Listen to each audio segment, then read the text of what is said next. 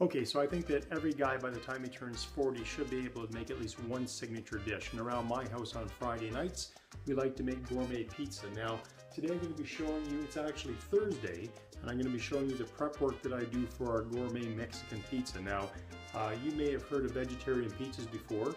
I don't like them. I think they're quite bland. And what I've done is I've kind of created my own version of a vegetarian pizza. I've taken the salsa recipe from our vacations down in Mexico, recreated that salsa recipe, and now I make that on a pizza. So what I'm going to be showing you here right now are the ingredients that you need to make an authentic Mexican salsa pizza. So you're going to need about 5 plum tomatoes, 1, possibly 2 limes, 1 small onion, 1 garlic, and 2 chili peppers, or jalapeno peppers I should say. So what I'm going to do now is chop up all these ingredients, show you a few tricks, and we're going to put that in the fridge for tomorrow.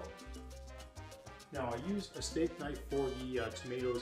It's just a lot easier than using the chef's knife. It grabs onto the tomato and makes for quick work while we're cutting these suckers up. So what you want to do is just basically take 1 tomato, cut the top off, put the core aside, dice that up real easy, take your tomato,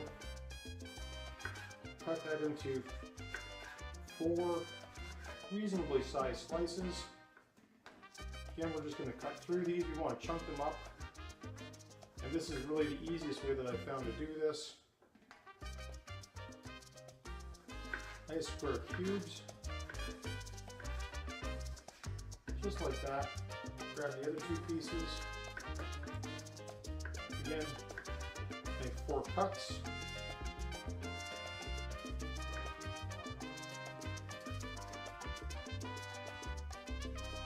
Turn it around, again into chunk-sized pieces. This is going to cook down really nice on the pizza. Alright, so there's one to take my handy dandy scoop, and I grab up all the tomatoes, put those into the container. Alright, now we're going to repeat that process for 4 more tomatoes.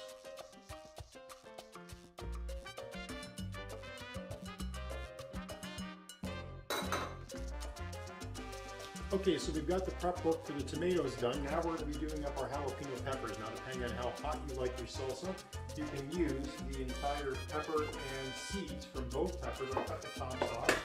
Get rid of those. Now, always kind of Russian roulette with your peppers. You never quite know what you're going to get. So in this version, I know my wife kind of doesn't like them hot, so I'm going to take the seeds out of one of them. Strip that membrane out a little bit.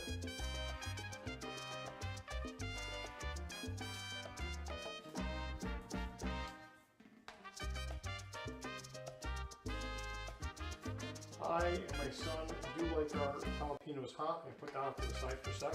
So you can see when you cut it open down the middle, lots of seeds in there, lots of hot peppers. Most of the heat's coming from the seeds, it's coming from the membrane. The membrane is this little piece running down here on the inside of the pepper. So what we're going to do is we're just going to finely dice this up, seeds and all. And again, it's always sort of like Russian roulette. If you've got a nice cold beer, you know it works well with this pizza. If it's really hot, well then that's a really cool night for your pizza. This is much different. When you're using fresh ingredients, it's much different than getting your pizza done at a pizzeria with pickled peppers. There's no comparison to the heat. There's no comparison to the flavor and the texture of the vegetables. So we have done, I like the pickled peppers, the pickled jalapeno peppers as well. But when I get the opportunity to, I always like to use fresh ingredients because they just have a more direct flavor, more intense flavor, and I certainly enjoy that extra bit of heat that comes along with the peppers in my salsa. And you know what, you're not really going to notice it unless you get a really good batch. You know what? What the heck, just for fun. I hate seeing those little seeds go to waste. Okay. Next step, garlic. So if you've got a garlic press at home, this is really easy. 1 clove of garlic. In the press it goes. Scrape off those little bits. Awesome. Now onion. You want to be careful with how much onion you're going to use because put in too much onion and it gets a little bit overpowering for some of your guests. So I like to take just one small onion and we're going to dice that up.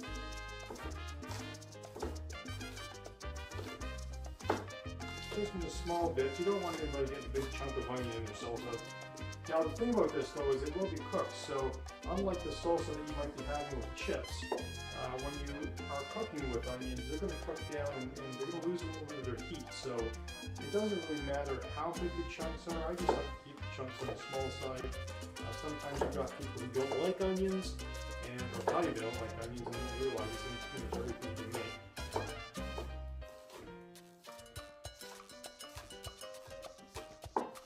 And just like that, our onions are done.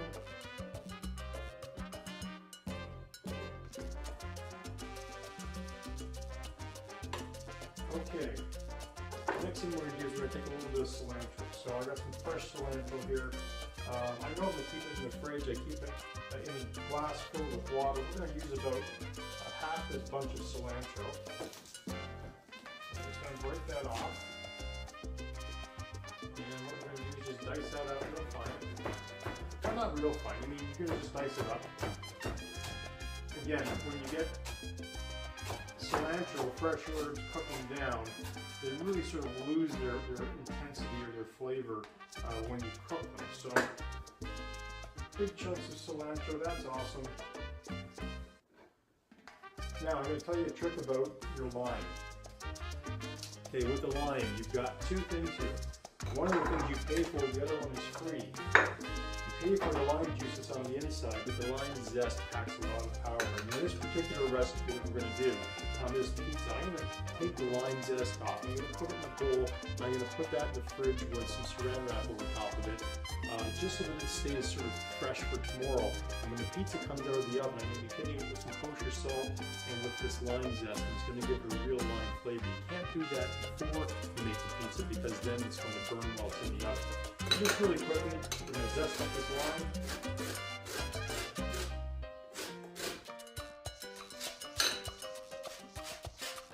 Okay, now when you're done zesting your lime, what you want to do is just make sure you get your fingers in and just get all the extra little lime bits out. So what you can see here is we've got some nice lime zest that's going to go on the pizza tomorrow. So that's great. Now the last thing we're going to do is slice this lime in half. And we're going to grab our lime zester, nice and handy. Drop your lime in.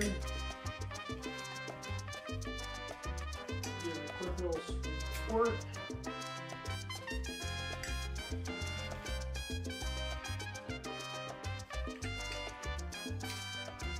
Alright.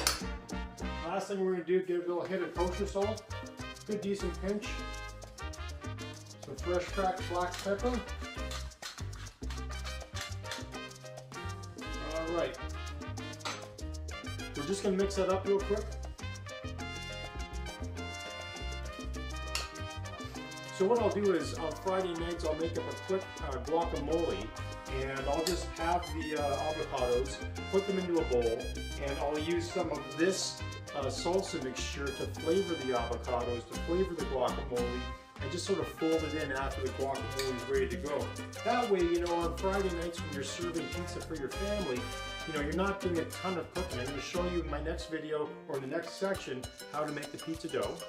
The pizza dough is dead simple, and all you're going to do is roll out the dough, get it ready for the oven, and top the pizzas. In the meantime, you can be having a beer and having your guacamole, enjoying your company with your family and friends while you're entertaining and making dinner. It really is a great way to have a great meal, and well, that's it, guys. That's it for the salsa. There it is, fresh homemade Mexican salsa, and we're going to have this on pizza and in our guacamole in just a few minutes.